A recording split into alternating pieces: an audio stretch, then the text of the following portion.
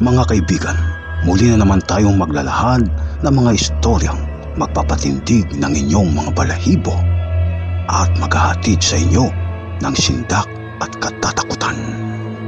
Dito sa ating munting channel na Shout Loud PH. Halika at tayo'y maglakbay sa gitna ng kababalaghan.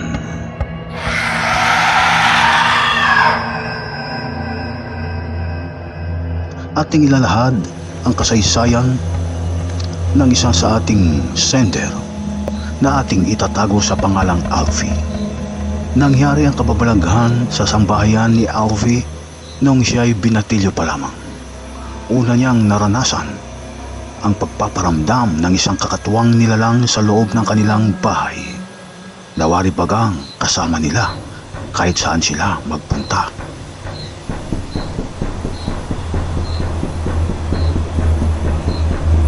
Una nagparamdam sa binatilyo ang kakatuwang nilalang noong matutulog na siya noon sa kanyang silid. Subalit, ayaw siyang dalawin ng antok.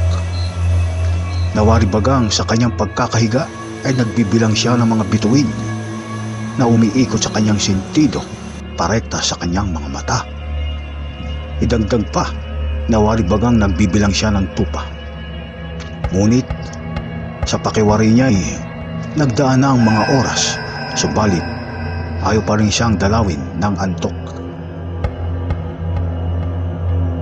Sa kanyang pagkakahiga sa kanyang kutsyon, ay nakaririnig siya ng yabag sa kanilang hagdanan. Pakyat panaog, inakala niya naman na ang nagpapanik-panaog sa hagdanan ay ang kanyang ate. Narinig niya kasi rito pagkatapos nilang maghapunan na nawawala ang hikaw nito. Inakala niya namang hinahanap ito ng kanyang ate. Subalit sa kanyang pagtataka, siya lang ba ang nakakarinig ng nasabing yabag? Ng panikpanaog sa hagdanan, hindi ba ito naririnig ng kanyang mga magulang at ng kanyang kapatid? Naging palaisipan kay Alfie ang bagay na yon hanggang sa makaamoy siya ng tila sunog na goma. Gayon na lamang ang kanyang pagkabigla mula sa pagkakapikit ng kanyang mata at nang kanya itong idilat ay umuusok na pala ang ginagamit niyang electric fan. Kaya naman pala nakaramdam ako ng init. Huminto na pala ito sa pagkakaandar. Wika ng binatilyo na iiling-iling na lamang habang tinanggal sa saksakan ang umuusok na electric fan. Inalabas niya sa kwarto ang electric fan at lumabas siya at pumunta sa kwarto ng kanyang mama at papa. Kinatok niya ang mga ito sapagkat may extra pa itong electric fan at kanya munang hiniram. Nagising naman ang kanyang ate at inosisya siya. Bakit anya amoy sunog na goma? Sinagot niyang umusok at nasunog na ang kanyang ginagamit na electric fan. Ate, ikaw ba yung nagpapanik-panahog sa ating hagdanan? Nakakairita kasi, tanong ng binatilyo sa kanyang kapatid.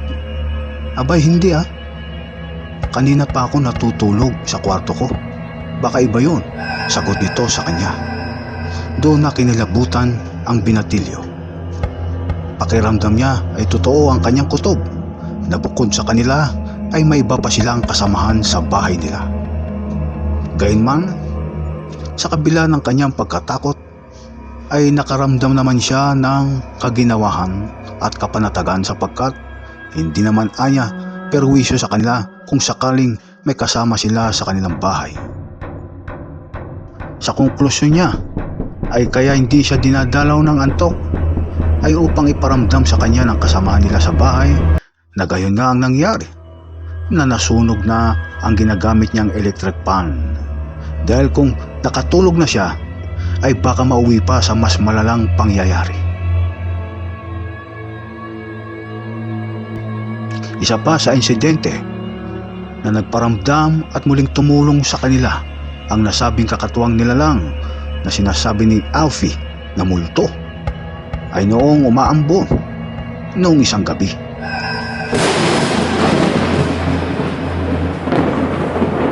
Matutulog na rin siya noon nang makaamoy siya ng nasusunog na goma.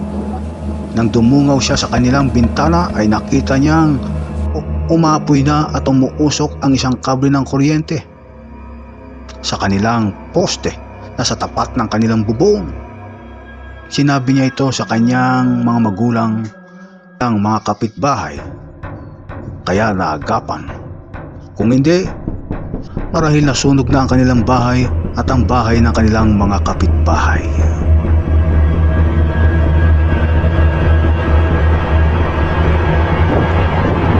Sa bawat araw na lamang at gabi ay nakararamdam ng kaba si Alfie, takot at pangamba, sapagkat batid niya na may kasama nga sila sa loob ng kanilang bahay. Kaya naipagtanong-tanong niya ito sa mga matatanda na kapitbahay nila. Kabilang narito si Mang Anselmo. Sinabi ni Mang Anselmo na may isang dalagang pinatay sa nasabing lugar sa kanilang kinatitirikan ng kanilang bahay. Hindi lang isa, kundi ang iba pang mga kadalagahan ay biktima ng paninirang puri at binaon sa lupang iyon noong panahon ng Hapon. Ang babaeng ito na tinatawag ng kanilang lolo na Florida, na nakatira din noon sa kanilang lugar.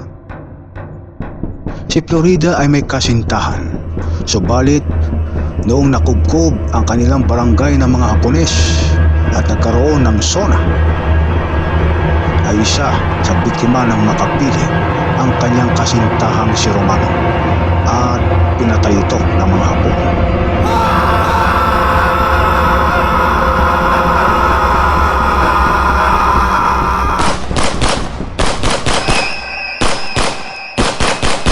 Tanghali nang mangyari ang kalunos-lunos na insidenteng yon, na bukod sa kasintahan ni Florida ay may iba pang mga binata at mga kalalakihan ang pinaslang ng mga Hapones.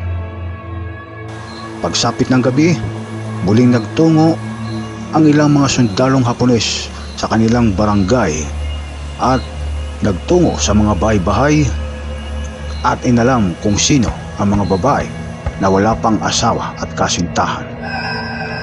Kabilang sa mga nadampot ay si Florida na sinasabing biktima ng paninirang puri, at kabilang sa mga nasawi at binaon sa dakong iyon.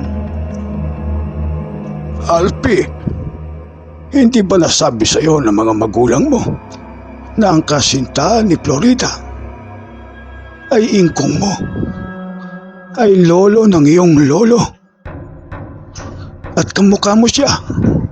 Kaya siguro ganon, pinabantayan ka ng kaluluwa ni Florida.